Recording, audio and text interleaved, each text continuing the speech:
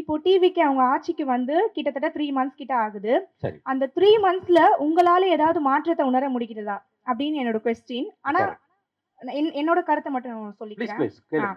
இப்போ என்ன பத்தி என்ன கேட்கும்போது, அந்த மாற்றத்த உணர முடியுதா அப்படின்னு கேட்டா, நிச்சயமா என்னால முடியுது. ஏன்னா, ஒரு ஆட்சி அப்படின்றது ஒரு 5 இயர்ஸ். அந்த ஆட்சியில இவங்க வந்து 3 மந்த்ஸ் கிட்ட தான் ஆகுது. அது அப்படின்றது ஒரு குறுகிய காலம் இல்லையா? அப்போ இந்த குறுகிய காலத்திலேயே வந்துட்டு அவங்க மக்களோட நலன், பெண்களோட பாதுகாப்பு, அப்புறம் வந்துட்டு இந்த ஜென்சி இளைஞர்களுக்காக கல்விக்காகவும், வேலைவாய்ப்புக்காகவும் அவங்களோட முயற்சிய எடுத்துட்டு தான் இருக்காங்க. ஸோ இந்த முயற்சி அப்படின்றது இன்னும் இயர்ஸா போகும்போது, அது இன்னும் நல்லா தான் வரும் அப்படின்ற ஒரு பாயிண்ட் ஆஃப் வியூ எனக்குள்ள இருக்கு. இப்போ சிங்கப்பெண் அதிரடி படையெல்லாம் கொண்டு வந்திருக்காங்க. அந்த அதிரடி படையில இன்னும் அத ஸ்ட்ராங் ஆக்கலாம். அந்த எஃப்ஐஆர்லாம் அந்த ரூல்ஸ் வந்துட்டு அவங்களுக்கு குடுக்கலாம் அப்படின்னு சொன்னா, இன்னும் அது வந்துட்டு நல்லா இருக்கும். 2ஆ பிரிச்சுக்கலாம். ஒன்று உங்களுடைய கருத்துக்கள். இன்னொன்னு நீங்க என்ன கேட்ட கேள்வி. இப்ப நீங்க கேட்ட கேள்வி, நீங்க இந்த 100 டேஸ எப்படி பார்க்குறீங்க? மாற்றம்ன்றது எப்படி பார்க்குறீங்கன்னு. நீங்களும் நானும் உட்கார்ந்து பேசுறோம்ல, இதுவே ஒரு பெரிய மாற்றம். இதுவரைக்கும் எத்தனையோ கவர்ன்மெண்ட் வந்தது. எந்த கவர்ன்மெண்ட்டும் நான் பார்த்த 91ல நான் பார்க்குறேன். எந்த கவர்ன்மெண்ட்லயுமே 100 டேஸ்க்கு இப்படிலாம் கூப்பிட்டு டிஸ்கஷன் வித் யங்ஸ்டர்ஸ், ஜென்ஸி பேசினது கிடையாது. அப்ப ஏதோ ஒரு நம்பிக்கை இருக்கு. ஒரு புதிய நம்பிக்கை வந்திருக்குது. அது எப்படி இருக்கும்? விளங்குமா? விளங்காம போகுமா? இல்ல அது வந்து it will be business as usual after an year R 2 அதெல்லாம் எனக்கு தெரியாது. இன்னைக்கு ஒரு ஒரு நியூ ஹோப் இருக்குது. நம்ம பார்த்த 2 பேரும் அவங்க ஆட்சிகள்ல நல்லதும் நடந்திருக்கு, கெட்டதும் நடந்திருக்கு. இதுக்கு முன்னால இருந்தவங்க எல்லாரும் கெட்டவங்கன்னு சொல்லக்கூடாது தவறு. ஒவ்வொரு கவர்மெண்ட்டும் அவங்கவங்களோட கான்ட்ரிபியூஷன பண்ணியிருக்காங்க. கருணாநிதி, எம்ஜிஆர், கருணாநிதி, ஜெயலலிதா, ஸ்டாலின், எடப்பாடி எல்லாருமே. அதனால வந்து எல்லாமே தப்புன்னு சொல்றது that is wrong. Blanket sweeping statements நம்ம கொடுக்கக்கூடாது. இன்னைக்கு அசம்பிளி ப்ரொசீடிங்ஸை லைவா டெலிகாஸ்ட் பண்றாங்க. முந்தியெல்லாம் வந்து பாத்தீங்கன்னா இந்த தூர்தர்ஷன்ல வயலும் வாழ்வும் போட்டா எப்படி 10 பேர் பார்ப்பாங்களோ அந்த மாதிரி யாருமே கண்டுக்க மாட்டாங்க. இன்னைக்கு நிறைய பேர் பார்க்குறாங்க. யங்ஸ்டர்ஸ் உங்களை மாதிரி யங்ஸ்டர்ஸ் பார்க்குறாங்க. Live telecast. எம்ஜிஆர் எடப்பாடி பீரியட்லையும் ஸ்டாலின் பீரியட்லையும் போட்டதே கிடையாது. ஸ்டாலின் பீரியட்ல அவர் பேசும்போது மட்டும் இருக்கும், எடப்பாடி பீரியட்ல கட் ஆயிடும். அதே தான் எடப்பாடி பீரியட்லையும். இன்னைக்கு அப்படி இல்லை, ஃபுல்லா லைவ் பண்றாங்க.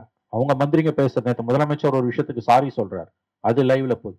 இன்னைக்கு காலையில அவங்க மினிஸ்டர் பேசினது, லா மினிஸ்டர் பேசினதே சபை குறிப்புல இருந்து சபாநாயகர் நீக்கிறார். சபா மந்திரிங்கெல்லாம் சம்மந்தம் இல்லாம பேசுறீங்க அப்படின்றாரு. இந்த மாதிரி எந்த கவர்மெண்ட்லயும் ஒரு சபாநாயகர் தன்னுடைய சொந்த அரசு, ஏன்னா அவர் ஆளுங்கட்சி, அவர் வந்து இந்த மாதிரி கண்டனம் தெரிவிச்சதா வரலாறே கிடையாது. இதை நம்ம லைவ்ல பாக்குறோம். ஸோ ஒரு இந்த விதத்துல ஒரு டிரான்ஸ்பரன்சி இருக்குது, வேற விஷயங்கள் இல்லை. அது அது அது கவனிக்கணும். ஸோ என்னுடைய ஒப்பீனியன் வந்து என்ன பாக்குறீங்கன்னா, ஒரு ஒரு மாற்றத்துக்கான ஒரு அறிகுறி தென்படுது. அது எவ்வளவு தூரம் இருக்கும் என்ன, இது ஒண்ணு. நீங்களும் நானும் பேசுறன்றது வந்து நம்முடைய நம்பிக்கைகள் சம்பந்தப்பட்டது. ரெண்டாவது வந்து கரப்ஷன் வந்து லோ லெவல்ல கரப்ஷன் வந்து கணிசமான அளவு குறைஞ்சிருக்கு. அது வந்து நிரந்தரமா நமக்கு தெரியாது. ஏன்னா ஊழலை முழுவதும் ஒழிக்க முடியாது, கட்டுப்படுத்தலாம், குறைக்கலாம். 100 ரூபாய் வாங்குற இடத்துல 10 ரூபாய் வாங்குறோம். ஸோ ஒரு ஒரு ஒரு அட்டெம்ப்ட் நடக்குது, ஒரு முயற்சி நடக்குது. அது கடந்த காலங்கள்ல அது நடந்ததே கிடையாது. ஸோ அது இல்லாம பெரிய அளவுல வந்து ஜென்சி என்று சொல்லக்கூடிய, அப்புறம் அடுத்து ஜென் ஆல்பா வந்துடுச்சுன்றோம். இப்ப இது இந்த அளவுக்கு கரண்ட் அஃபேர்ஸ்ல, அரசியல்ல இளைஞர்கள் படிக்கக்கூடியவர்கள் வந்து அக்கறை செலுத்துறதுன்றது ஒரு புதிய ஒரு போக்கா நான் பாக்குறேன். நான் இப்போ ஒரு கேள்வி கேட்கிறேன், உங்களை எத்தனை பேர் இந்த தேர்தலில் ஓட்டு போட்டீங்க? வாட்லி என்ன, திஸ் இஸ் அரௌண்ட் ஒரு 20% இருக்குமா? ஏன் மற்றவங்க எல்லாம் ஓட்டு போடல? இல்லையா, லிஸ்ட்ல இல்லையா? அல்லது ஏஜ் இல்லை? Okay okay okay. ஸோ இதை பத்தி இப்ப போடாதவங்களும் இதை பேசணும்னு வரோம் இல்லையா? அது ரொம்ப முக்கியமானது. ஆகவே ஒரு சேஞ்ச் இருக்குது. இது ஒரு ஃப்ரீ கண்ட்ரி உங்களுக்கு வந்து. ஆகவே வந்து லெட் 1000 ஃப்ளவர்ஸ் ப்ளூம்னுவாங்க. அந்த மாதிரி வந்து let there be a debate on all issues. அந்த அளவில் இது பாசிட்டிவான ஒரு விஷயம். ஸோ என்னோட கொஷின் என்னன்னா, இப்போ இந்த தமிழ்நாட்டில் வந்து நிறைய ரேப் அண்ட் அப்யூஸ்லாம் நடந்துட்டு இருக்கு. ஸோ நிறைய சின்ன பசங்க, யங்ஸ்டர்ஸ் அண்ட் சின்ன ஒரு 3 ஏஜ் வயசு பொண்ணு கூட இப்போ சேஃப்டி இல்லாமல் தான் இருக்குன்னு சொல்ல முடியும். 2024ல் 11,363 ரேப் அண்ட் அப்யூஸ் நடந்திருக்கு. அதில் 421 செக்ஷுவல் ஹராஸ்மெண்ட்டும் 521 ஸ்டாக்கிங் கேஸுமே நடந்திருக்கு. ஸோ இதுக்கெல்லாம் அவங்க என்ன ஆக்ஷன் நடத்துனாங்கன்றது எனக்கு எதுவுமே தெரியல. பட் நான் என்ன சொல்ல வரேன்னா, தமிழ்நாட்டில் எவ்வளவோ இந்த மாதிரி நடந்துட்டு இருக்கு. ஸோ நம்ம ஒவ்வொரு இடத்துக்கும் போய் நின்று இந்த மாதிரி சொல்ல முடியாது. ஸோ இப்போ ஏதோ ஒரு தப்பு நடந்ததுன்னா அதுக்கு ஒரு சரியான ஒரு தண்டனை கொடுத்து, நம்ம திரும்பி அந்த தப்பை பண்ணும்போது நம்மளுக்கு இந்த தப்பை பண்ண இந்த தண்டனை அப்படின்றது உங்களுக்கு ஞாபகம் வரணும். ஸோ அந்த மாதிரி தண்டனை மேபி சிஎம் விஜய் சார் வந்ததுக்கு அப்புறமா இருக்குமான்றது தான் என்னோட ஒரு டவுட். ஸோ இதுக்கு முன்னாடி எப்படி இருந்ததுன்னு தெரியல. பட் இதுக்கப்புறமும் இந்த மாதிரி ரேப் அண்ட் அபியூஸ் குறையணும். அண்ட் எல்லாருக்குமே அந்த அந்த குழந்தைக்கு ஏற்பட்ட வலி அந்த பண்ணவங்களுக்குமே இருக்கணும். ஸோ இந்த நிக்க வச்சு சுடுறது இதெல்லாம் வந்துட்டு ஜஸ்ட் அவ்வளோதான், சுட்டா அவங்க அவ்வளோதான். பட் அந்த பொண்ணு ஏற்பட்ட அதே வலி அவங்களும் ஏற்படணுன்றது தான் என்னோட ஒரு கருத்தா இருக்கு சார். பட் இது உங்களோட பாயிண்ட் ஆஃப் வியூல எப்படி இருக்குன்னு நான் கேட்குறேன். அதுக்கு முன்னால அவங்க சொன்ன ஒரு கொஸ்டின் நான் பதில் சொல்ல மறந்துட்டேன். உட்காருங்க. அவங்க கேட்டாங்க, அதாவது வந்து சிங்கப்பெண் ஃபோர்ஸுக்கு வந்து எஃப்ஐஆர் போட்டு ப்ராசிக்யூட் பண்றதுக்கு ஏன் அதிகாரம் கொடுக்கலன்றாங்க. அப்படி கொடுக்க முடியாது. Any force is only for protection. அதாவது வந்து வழக்கு போட்டு ப்ராசிக்யூட் பண்றதுன்றது வந்து போலீஸோட வேலை தான். ஸ்டேட் போலீஸ் இல்லைன்னா வந்து சிபிஐ, அப்படி இல்லைன்னா வந்து என்ஐஏ, அந்த மாதிரி வந்து state agency R central agency. ஒரு ஃபோர்ஸுக்கு வந்து அப்படிப்பட்ட அதிகாரத்தை கொடுக்க முடியாது. அது தெளிவுபடுத்திட்டாங்க ஆரம்பத்திலேயே. நீங்க ஏன் அந்த கேள்வியை கேட்டீங்க எனக்கு தெரியல. உங்களுக்கு வந்து சொல்ல முடியுமா? சிங்கப்பெண் படைக்கு எஃப்ஐஆர் போட்டு ப்ராசிக்யூட் பண்ற அதிகாரம் இருக்கணும்னு ஏன் நீங்க விரும்புறீங்க? மைக் அவங்க கிட்ட கொடுங்க, சொல்லுங்க. இல்ல சார், இன்னும் வந்துட்டு நடந்துட்டு தான் இருக்கு அந்த அபியூஸ் அண்ட் ரேப். ஆமா. அப்போ வந்துட்டு ஒவ்வொருத்தரும் வந்துட்டு இப்போ சிங்கப்பெண் அதிரடி படையை வந்துட்டு இன்னும் அதிகமாக்கி அவங்களுக்கு அந்த இதை கொடுத்தோம்னா இப்போ காவல்துறைக்கும் வந்துட்டு ஒரு இதுவா இருக்கும்ல. இல்ல, ஒரு விஷயம் புரிஞ்சுக்கோங்க. இது ரொம்ப மேம்போக்கா வேற ஏதாவது பர்டிகுலர் இன்சிடென்ட்ஸ் உங்களுக்கு அடிப்படையில் இந்த கேள்வி கேட்குறீங்களா? பர்சனல் எக்ஸ்பீரியன்ஸ் ஆர் இன்ஃபர்மேஷன் அடிப்படையில், அல்லது வந்து படித்ததன் அடிப்படையில் மட்டும் கேட்குறீங்களா? இல்ல நார்மலா நார்மலா கேட்குறீங்க. இது நல்ல கேள்வி இது ஆக்சுவலா. ஏன்னா any force is only for protection.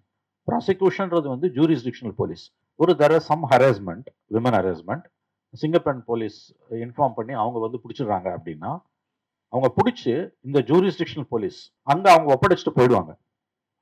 அவன் மேல வந்து எஃப்ஐஆர் போட்டு கேஸை நடத்தி கோர்ட்ல அவனுக்கு தண்டனை வாங்கி கொடுக்கறதோ இல்லை அவன் விடுதலை ஆகுறதோ அது அவன் தலையெழுத்து, அவன் லக்க பொறுத்த விஷயம். அது வந்து லோக்கல் போலீஸோட வேலை.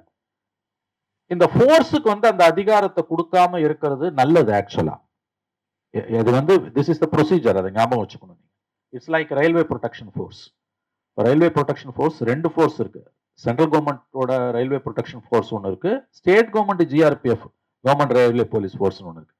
இந்த ரெண்டுமே நீங்க பாத்தீங்கன்னா இப்ப ட்ரெயின்ல நடக்கக்கூடிய உங்களுக்கு ரேப் ஆர் அதர் கிரைம்ஸ் அதை வந்து பிடிக்கிறது அல்லது ஏன்னா பண்ண ஷூட் அட் சைட் இதெல்லாம் பண்ணலாம் அவங்க. பட் அதுக்கு பிறகு ப்ராசிக்யூட் பண்றதுன்றது வந்து போலீஸோட வேலை தான். ஏன்னா இந்த ஃபோர்ஸு கிட்ட அந்த வேலையை நீங்க கொடுத்தீங்கன்னா அவன் வேலை பாதிக்கப்படும். அது ஒன்று இருக்குது உங்களுக்கு வந்து. இன்னொன்று, சிங்கப்பெண் பொறுத்த வரைக்கும் நீங்க வந்து லோக்கல் போலீஸ் எம்பவர் பண்ணாலே போதும். 75 இயர்ஸ் ஆஃப்டர் இண்டிபெண்டன்ஸ் பெண்கள் பாதுகாப்புக்கு ஒரு தனி படை வேணும்ன்றதே கேவலமான ஒரு விஷயம். இதை புரிஞ்சுக்கணும் நம்ம. அதனால சிங்கப்பெண் வந்து கான்செப்ட் நல்ல கான்செப்ட். பட் அதில் நிறைய ப்ராக்டிக்கல் டிஃபிகல்டிஸ்லாம் இருக்குதுன்னு சொல்றாங்க. அவங்களுக்கு இருக்கக்கூடிய இஷ்யூஸை பார்க்கணும். இப்போ சமீபத்தில் ஒரு ஊரில், அந்த ஊர் மறந்து போச்சு எனக்கு, இவ்வளோ scene it in social media. அங்கே ஒரு பஸ் ஸ்டாண்டில் நின்று அவங்க அவேர்னஸ்லாம் கிரியேட் பண்ணும்போது ஸ்கூல் பாய்ஸ் கிட்ட வந்து நீ பொண்ணுகிட்ட பேசக்கூடாது, மெசேஜ் அனுப்பக்கூடாது. இதெல்லாம் நீ பண்ண முடியாது. This is not your job. இது மொராலிட்டி கிளாஸ் எடுக்கிறது வா வேலை கிடையாது. அது பெரிய அளவில் சோஷியல் மீடியாவில் வந்தோன்னா that officer was transferred Ariyalur. So பேசவே கூடாதுன்றதுலாம் அது தப்பான ஆர்குமெண்ட். ஸோ சிங்கப்பெண் ஃபோர்ஸுக்கு வந்து எஃப்ஐஆர் போட்டு ட்ரையல் ரன் பண்ற அதிகாரம்லாம் தேவையே கிடையாது. அது லோக்கல் போலீஸோட வேலை. அதனால அது கரெக்ட் தான் அந்த ரோலை பொறுத்த வரைக்கும். நீங்க கேட்ட கேள்வி என்று உங்க கேள்வியை நான் எப்படி புரிஞ்சுக்கிறேன்னா, அதிகப்படியான குற்றங்கள் பெண்களுக்கு எதிராக தொடர்ந்து நடந்துகிட்டே இருக்கு. தமிழ்நாட்டில் மட்டும் இல்ல, தேசிய அளவில் நடக்குது. Tamil Nadu is much more safer. நீங்க யூபி, பீகார் எல்லாம் பாத்தீங்கன்னா ரொம்ப கொடுமையா இருக்கும் உங்களுக்கு வந்து. ஒண்ணு புரிஞ்சுக்கோங்க, இது வந்து போலீஸ் மட்டுமே தடுக்கிற வேலை கிடையாது. அடிப்படையிலேயே வந்து பெண்களுக்கு எதிரான அந்த மனநிலை என்பது ஒவ்வொரு ஆணோட மனசுலையும் இருக்குது, நான் உட்பட. அது எவ்வளவு தூரம் வெளியில வருது அப்படின்றது தான் வந்து அளவுகோல். ஆணா பிறந்த ஒவ்வொருத்தனுக்குள்ளேயும் அவன் எந்த ஜாதி, மதம், இந்து, முஸ்லீம், கிறிஸ்டியன் எவனா இருந்தாலுமே ஆள் மனசுல வந்து ஒரு ஆன்டி விமன்றது இருக்கும். அது எவ்வளவு தூரம் வெளியில வராம இருக்குன்றது தான் அளவுகோல். இப்போ எனக்குள்ள இருக்கு sometimes when I deal with my wife, அப்போ எனக்கு வந்து when I deal with my sisters or when I deal with my women relatives ரொம்ப கம்மியா இருக்கும். நான் உடனே அதை காஷியஸ் ஆயிடுவேன், அதை எராடிகேட் பண்ணிப்பேன். பட் இது எல்லாராலையும் முடியாது உங்களுக்கு வந்து. ஏன்னா நம்ம வளர்க்கும் போதே வந்து பெண் குழந்தையும் ஆண் குழந்தையும் வளர்க்கும் போதே வந்து அங்கிருந்தே இந்த பிரச்சனை வருது. அம்மா சுட்ட தோசைன்னு வரும், அதில் பார்த்தீங்கன்னா அப்பாவுக்கு 3, கடைசியில் குழந்தைக்கு தங்கச்சிக்கு 1ன்னு வரும் உங்களுக்கு. ஸோ இது அங்கிருந்தே வரக்கூடிய ஒரு சிக்கல். போலீஸால மட்டும் பெண்களுக்கு எதிரான குற்றங்களை குறைக்க முடியாது. இதை தயவு செஞ்சு புரிஞ்சுக்கோங்க. அப்புறம் பெண்களுக்கு குழந்தைகளுக்கு எதிரான குற்றங்கள்ல போக்சோ ஆக்ட் படி பார்த்தீங்கன்னா 90% ஆஃப் த கிரைம் வந்து கமிட்டட் பை நோன் ரிலேட்டிவ்ஸ்.